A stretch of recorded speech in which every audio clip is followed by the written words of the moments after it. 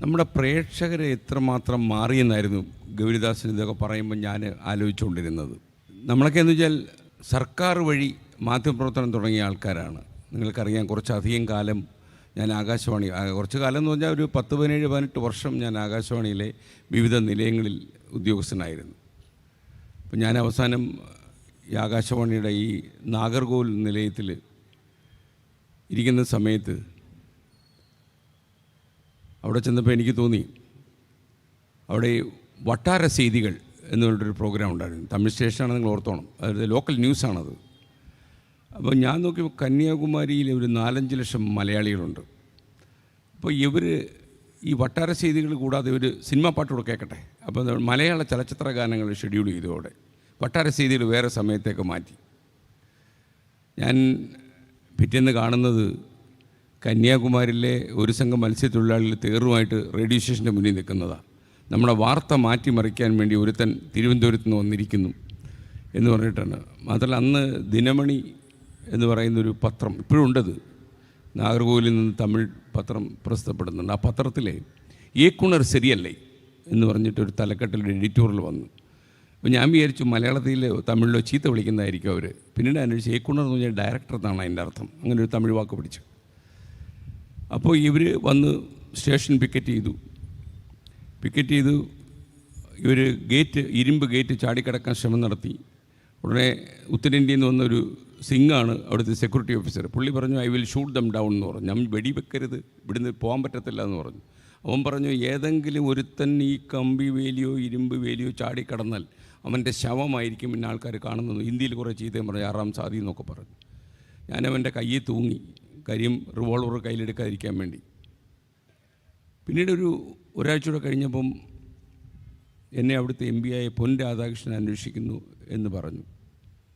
ഞാനൊരു മാധ്യമപ്രവർത്തനം എന്നുള്ള നിലയിൽ എന്തിൻ്റെ എം പിയോട് മറുപടി പറയണം എന്ന് കരുതി ഞാൻ പോയില്ല. അദ്ദേഹം പിന്നീട് നിങ്ങൾക്കറിയാം BJPയുടെ മന്ത്രിയൊക്കെ ആയി. കുറച്ച് ദിവസം കഴിഞ്ഞപ്പോൾ എനിക്ക് തോന്നി, ഈ ഏറ്റുമുട്ടലും സംഭവമൊക്കെ പോകുന്നതിന് അപ്പുറം ഒരു വിശാലമായ ലോകത്തേക്ക് ഇറങ്ങിയാലോ എന്ന് വിചാരിച്ച് ഞാൻ ജോലി രാജിവെച്ച് തിരുവനന്തപുരത്തോട്ട് മടങ്ങി. ഇത് എന്നെ വലുതായിട്ട് ഈ നാഗർകോവിലെ പ്രശ്നങ്ങളൊന്നും ബാധിച്ചില്ല എന്നാണ് സത്യം. കാര്യം അന്ന് ഏഷ്യാനെറ്റിൻ്റെയൊക്കെ ചെയർമാനായിരുന്ന ഡോക്ടർ റെജി മേനോൻ, നിങ്ങളൊരു റേഡിയോ സ്ഥാപനത്തിൽ തകർക്കേണ്ടതല്ല ഈ ജീവിതം എന്ന് എന്നോട് പറഞ്ഞപ്പോൾ ഞാൻ അദ്ദേഹത്തോട് പറഞ്ഞു, സർക്കാർ ശമ്പളം വാങ്ങിച്ച് ആകാശം നോക്കി മേഘങ്ങളെയൊക്കെ കണ്ട് നടക്കുക എന്തൊരു സുഖമുള്ള പണിയാണെന്നറിയാമോ, നമുക്കിഷ്ടമുള്ളപ്പോൾ ജോലി ചെയ്താൽ മതി, അതാണ് ഏറ്റവും രസമുള്ള കാര്യം എന്നൊക്കെ പറഞ്ഞു. പക്ഷേ രാത്രി നട്ടപ്പാതിര കഴിഞ്ഞ് അദ്ദേഹം പിന്നെയും നിർബന്ധിച്ചപ്പോൾ, ഈ നട്ടപ്പാതിര കഴിഞ്ഞാൽ നമ്മൾ ആരും സത്യം പറഞ്ഞു പോകും. ഈ പാതിരയ്ക്ക് അങ്ങനെ കുഴപ്പമുണ്ട്, പകൽ പോലല്ല നട്ടപ്പാതിര എന്ന് പറയുന്നത്. അപ്പോൾ ഞാനൊരു വൈകിയ വേളയിൽ അദ്ദേഹത്തോട് പറഞ്ഞു, അങ്ങേക്ക് അത്ര നിർബന്ധമായിട്ട് വരുന്ന സമയത്ത് എന്നെ വിളിച്ചാൽ മതി, ഞാൻ വരാമെന്ന് പറഞ്ഞു. ഒരു ദിവസം രാവിലെ അദ്ദേഹം എന്നെ ഫോണിൽ വിളിച്ചിട്ട് പറഞ്ഞു, you are appointed in Puliyarakonam, you can fix the pay, you can fix the post, come to Puliyarakonam എന്ന് പറഞ്ഞു. ഞാനൊരു തമാശയായിട്ടാണ് എടുത്തത്. അപ്പോൾ ഞാൻ യഥാർത്ഥത്തിൽ കുളിച്ചുകൊണ്ട് നിൽക്കുമ്പോഴാണ് അദ്ദേഹത്തിൻ്റെ വിളി വന്നത്. എപ്പോഴും ബാത്റൂമിൽ വെച്ചാൽ എൻ്റെ ജീവിതത്തിൽ നല്ല കാര്യങ്ങൾ സംഭവിച്ചിട്ടുള്ളത്. നിങ്ങളങ്ങനെ വിശ്വസിച്ചോളൂ. കാര്യം ഏഷ്യാനെറ്റിൽ ഈ തകതിമി എന്നൊരു പ്രോഗ്രാം ഉണ്ടായിരുന്നു. ഒരു ഡാൻസ് പ്രോഗ്രാമാണ്. വിനീതും ഒക്കെ ജഡ്ജായിട്ട് വന്നൊരു പ്രോഗ്രാമായിരുന്നു, പോപ്പുലറായിരുന്നു. ഞാൻ ബാത്റൂമിൽ നിങ്ങൾ ഉദ്ദേശിക്കുന്ന പ്രാഥമിക കർമ്മമൊക്കെ നിർവഹിക്കുമ്പം തകതിമി ചുമ്മാ സമയം പോക്കാൻ വേണ്ടി അടിച്ചുകൊണ്ടിരുന്നു. കുറച്ച് നേരമായപ്പോൾ എനിക്ക് തോന്നി, ഇത് വെച്ചൊരു പ്രോഗ്രാം തുടങ്ങിക്കൂടെ. അന്ന് രാവിലെ ഞാൻ ഏഷ്യാനെറ്റിൽ പോയി തകതിമി എന്നൊരു പ്രോഗ്രാം തുടങ്ങി. ഒരു രഹസ്യം കൂടി ബ്രാക്കറ്റ് ഇട്ട് പറയാം, അതിൽ ഒരു പ്രശസ്ത നർത്തകിയായിട്ട് വന്ന ആളിന്ന് മലയാള സിനിമയിൽ ഒരു അറിയപ്പെട്ട നടിയാണ്. ബാത്റൂമിൽ നിന്നൊരു നടി എന്ന് വേണമെങ്കിൽ നിങ്ങൾക്ക് വിളിക്കാം. പക്ഷേ ഒരു സംഭവം യാഥാർത്ഥ്യമാണ്. ഞാൻ പറയാൻ വന്നത് അതല്ല. ഞാൻ ആകാശവാണിയൊക്കെ വിട്ട് ടെലിവിഷനിലേക്ക് വന്നു. പക്ഷേ എനിക്ക് ടെലിവിഷനിൽ വന്നു കഴിഞ്ഞപ്പോഴാണ് ഒരു കാര്യം ശരിക്കും ബോധ്യപ്പെട്ടത്. ഞാൻ എൻ്റെ ഉള്ളു തുറന്ന് നിങ്ങളോട് പറയുകയാണ്. ഞാൻ ഈ ആകാശവാണി കയറിയ കാലത്ത് ഡൽഹിയിലൊരു ട്രെയിനിങ്ങിന് പോയായിരുന്നു. ബ്രിട്ടീഷ് ബ്രോഡ്കാസ്റ്റിംഗ് കോർപ്പറേഷനിലെ ഒരു വലിയ സായിപ്പാണ് നമ്മളെയൊക്കെ ട്രെയിൻ ചെയ്തത്. നമ്മുടെ ഫ്ലൈറ്റിലൊക്കെ കയറുമ്പം don't take your emotions beyond this point എന്നൊക്കെ പറയുന്ന പോലെ നിങ്ങളുടെ വികാരവും നിങ്ങളുടെ പ്രശ്നങ്ങളും ഒന്നും ആകാശവാണിക്കകത്തേക്ക് കടത്തരുത് എന്നദ്ദേഹം പറഞ്ഞു. എന്തൊരു ഗൗരവത്തോടെയാണ് ആളുകൾ ഇതിനെയൊക്കെ കാണുന്നത് എന്ന് ഞാൻ അമ്പരന്ന് പോയി. കാരണം ചെറിയൊരു പിഴവ് വരുത്തി കഴിഞ്ഞാൽ ജോലി പോകും എന്നുള്ള ഒരു അവസ്ഥ വരെയുള്ള ആകാശവാണി കാലത്താണ് ഞാനതിൽ ജോലി ചെയ്യുന്നത്. നിങ്ങൾക്കെല്ലാം അറിയാവുന്ന വാർത്ത വായിക്കുന്ന രാമേന്ദ്രൻ ചേട്ടൻ്റെ അവസാന ദിവസം, അതായത് അദ്ദേഹം അവസാനം വാർത്ത വായിക്കുന്നത് വൈകുന്നേരം 6:15 പ്രാദേശിക വാർത്തകളായിരുന്നു. അപ്പോൾ എങ്ങനെയാണ് ഈ മനുഷ്യൻ ഈ സമയത്ത് വാർത്ത വായിച്ച് മാറുന്നത് എന്നറിയുന്നത് ഒരു കൗതുകം കൊണ്ട് അദ്ദേഹത്തിൻ്റെ വാർത്താ മുറിക്ക് മുന്നിൽ ഞാനിങ്ങനെ കാത്തു നിന്നു. സാധാരണയിൽ അദ്ദേഹം ഈ വാർത്തയൊക്കെ കൈ കിട്ടിക്കഴിഞ്ഞാൽ ഗൗരിക്കൊക്കെ അറിയാം, അദ്ദേഹം ഓരോ കോമയും കൊട്ടേഷനും ഒരു വര വരയ്ക്കും, ഓരോടത്ത് നിർത്തേണ്ട എവിടെയാണ്, കോമ എവിടെ ഇടണം, അങ്ങനെ ഏതോ ലോകത്തിൽ ഏറ്റവും വലിയ കാര്യം ചെയ്യാൻ പോകുന്ന ലാഘവത്തോടെ ഇതൊക്കെ ചെയ്യുന്നത്. അപ്പോൾ അദ്ദേഹം ഈ അവസാന വാർത്ത വായിച്ചിറങ്ങുന്നത് കണ്ടാൽ നമുക്ക് തോന്നും ഇനി ഒരു 60 കൊല്ലം കൂടി ഈ ആകാശവാണിക്കകത്ത് വാർത്ത വായിക്കാൻ അദ്ദേഹം ഉണ്ടാകും എന്ന്. അത്ര ഗൗരവത്തോടെയാണ് അദ്ദേഹം ഓരോ അക്ഷരവും പെറുക്കി പെറുക്കി ആളുകളെ വാർത്ത അറിയിച്ചത്. എന്നാൽ കുറേ കാലം കഴിയുന്നു, ഇതേ ആകാശവാണി രാമചന്ദ്രൻ മരിക്കുന്നു. ഞാൻ ടെലിവിഷൻ്റെ ഒരു ലൈവിൽ നിൽക്കുകയാണ്.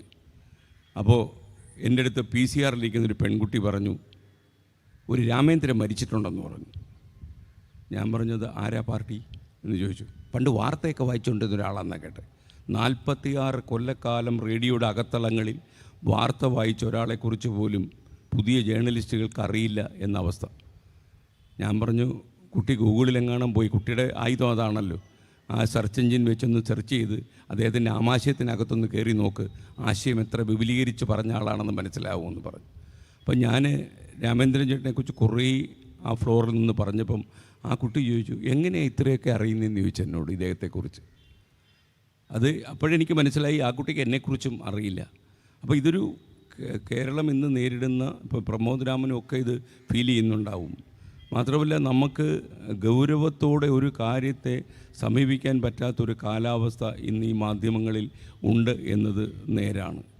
മാത്രമല്ല, ഒരു ദിവസം ഞാൻ മഴവിൽ മനോരമയിൽ ജോലി ചെയ്യുന്ന സമയത്ത് ഈ മനോരമ ദിനപത്രത്തിൻ്റെ അകത്തൊന്ന് കയറിപ്പോയി. അപ്പോൾ ആ പത്രത്തിൻ്റെ അകത്തിരിക്കുന്ന പല പുതിയ ചെറുപ്പക്കാരും ഇങ്ങനെ കഴുത്തൊടിഞ്ഞ് ഇരിക്കുന്ന പോലെ ഇരിക്കുന്നു. ഞാനതിലൊരു ചെറുപ്പക്കാരനോട് ചോദിച്ചു, എന്താ പറ്റിയെന്ന് ചോദിച്ചു. അപ്പോൾ ആ ചെറുപ്പക്കാരൻ എന്നോട് പറഞ്ഞു, ആകെ ഒരു ഫ്രസ്ട്രേഷൻ അതിനകത്ത് വന്നപ്പോൾ. ഞാൻ എന്തു പറ്റി? ഒന്നും ചെയ്യാനില്ല ഇവിടെ. ഞാൻ പറഞ്ഞു, നിങ്ങളെന്താ ചെയ്യാൻ ഉദ്ദേശിച്ച്? അല്ല, അതിനെക്കുറിച്ച് ഞാൻ ആലോചിച്ചിട്ടില്ല. എന്താ അവസ്ഥ എന്ന് ആലോചിച്ച് നോക്കുക. ഒരു മാധ്യമ സ്ഥാപനത്തിൻ്റെ അകത്ത് കയറി എന്ത് ചെയ്യണമെന്നും ആലോചിച്ചിട്ടില്ല, ആലോചിക്കാതിരുന്നിട്ട് അദ്ദേഹത്തിന് ഫ്രസ്ട്രേഷനാണെന്ന് പറഞ്ഞു. ഞാൻ പോയി ചീഫ് എഡിറ്ററോട് പറഞ്ഞു, ഒരു 2 സൈക്കാട്രിസ്റ്റുകളെ കൂടി സ്ഥാപനത്തിന് വേണ്ടി വരും എന്ന് പറഞ്ഞു. ചികിത്സിക്കേണ്ടി വരും കുറച്ച് കഴിയുമ്പോൾ. എനിക്ക് മനസ്സിലായിട്ടുള്ള മറ്റൊരു കാര്യം, ആളുകളുടെ സംവേദനക്ഷമതയിലും അവർ വാർത്തകളെ സ്വീകരിക്കുന്ന രീതിയിലുമൊക്കെ ഒരുപാട് മാറ്റങ്ങൾ വന്നിട്ടുണ്ട്.